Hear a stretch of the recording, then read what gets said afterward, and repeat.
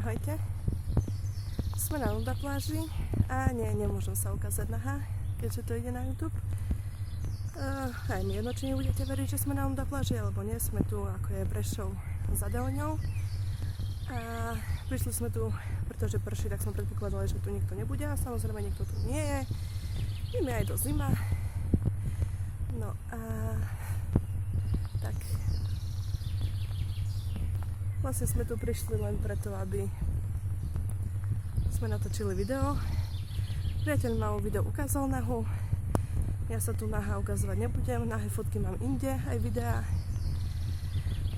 Takže... tak.